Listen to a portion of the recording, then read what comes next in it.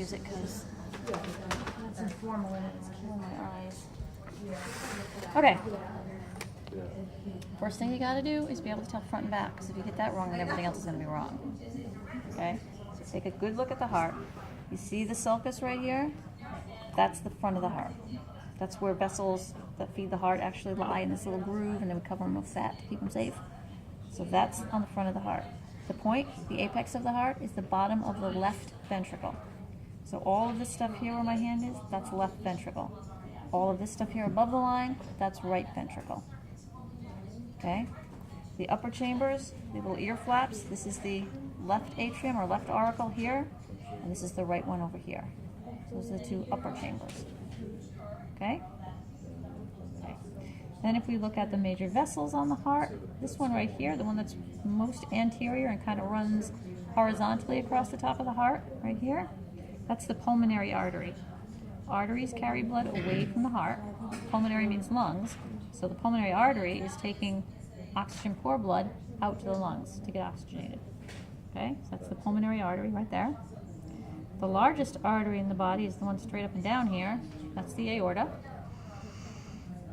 Right, great big hole. This first little branch here off the aorta is the brachiocephalic artery. That one's going to come up and it's going to branch right and left to go over to the arms. Okay.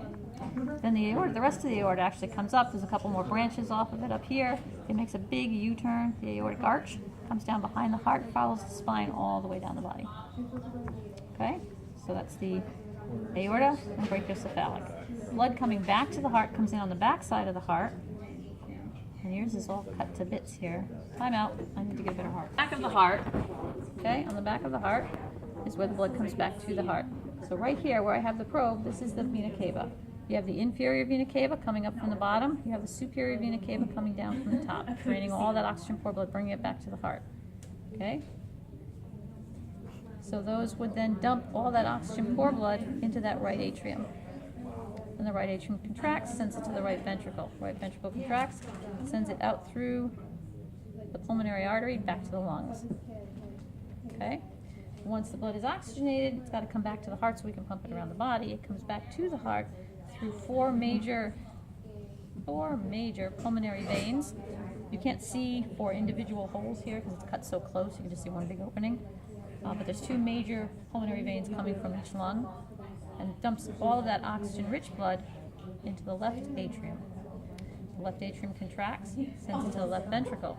Left ventricle contracts, sends it out through the aorta, and then out to the body. And then it comes back to the right side, to the right ventricle, pulmonary artery, out to the lungs, and back to the heart on the left side, the left atrium, left ventricle, out the aorta, around we go, right? So you have two separate circuits of circulation. You have the pulmonary circuit, which is heart, lungs, heart, and then you have the systemic circulation, which is heart, body, heart. And those are separate. Keep them totally separate, because you don't want to mix your oxygen-rich blood with your oxygen-poor blood, okay? Unless you're a frog who only has 3 chambers, and that's okay for a little frog. Wouldn't work for us. Wouldn't supply our tissues with enough oxygen. In utero, we don't need our lungs because the blood's already coming in oxygenated, so we can bypass that whole circuit while we're in utero. And to do that, if we look at our cow heart here, same thing, right? Here's the sulcus, so this is the front of the heart. This way.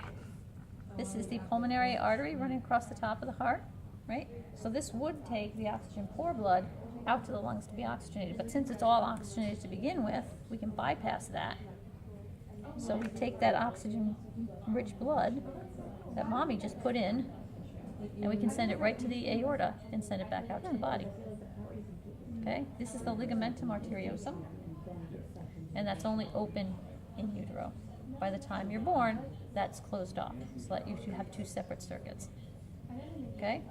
Sometimes preemies are born and it's still open, that connection is still open.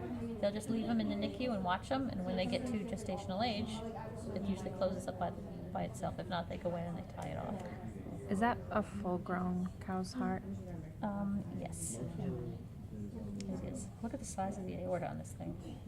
It's huge. Isn't that enormous? Look at the size of that thing. Okay? So that's our little cow heart. All right, so that's external features. Now we got to go inside and look at the inside. Oh, you don't have a good cut one. Hold on.